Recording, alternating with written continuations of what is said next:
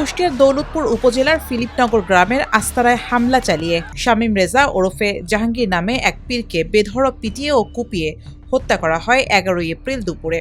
ধর্ম অবমাননার অভিযোগ তুলে ভাঙচুর সহ অগ্নিসংযোগ করা হয় পীরের আস্তানায়। মবের ঘটনার এমন পুনরাবৃত্তিতে সামাজিক যোগাযোগ মাধ্যমে শুরু হয় সমালোচনার ঝড়।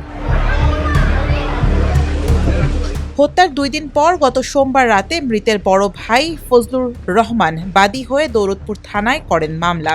এর মধ্যে প্রধান ও হুকুমের আসামি করা হয়েছে স্থানীয় জামায়াতের নেতা মোহাম্মদ খাজা আহমেদকে।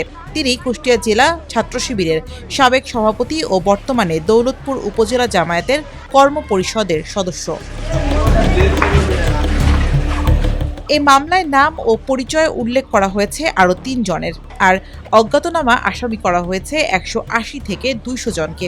এজাহারে উল্লেখ করা হয়েছে ১ নম্বর আসামি মোহাম্মদ খাজা আহমেদের হুকুমে এজাহারভুক্ত আসামি সহ অজ্ঞাতনামা আসামিরা একযোগে লোহার রড, দা, ছুরি, কুড়াল ও বাঁশের লাঠি নিয়ে হানা দেয় দরবার শরীফে।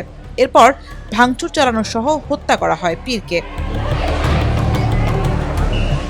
হত্যার ঘটনার ৪ দিন পেরিয়ে গেলেও এখন পর্যন্ত কাউকে গ্রেফতার করতে পারেনি পুলিশ। এতে ক্ষোভ ও হতাশা প্রকাশ করেছেন পীরের স্বজন ও ভক্তরা।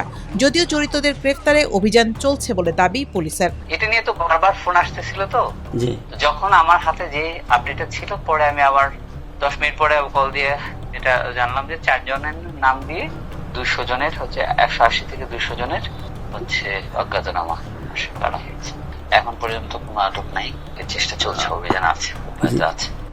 হত্যার ঘটনায় ১৪ এপ্রিল রাতে দৌলতপুর উপজেলা জামায়াত একটি বিজ্ঞপ্তি পাঠায় সংবাদ মাধ্যমে।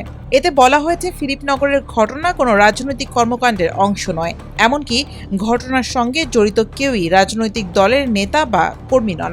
বিষয়টি স্থানীয়ভাবে আকস্মিক ঘটেছে।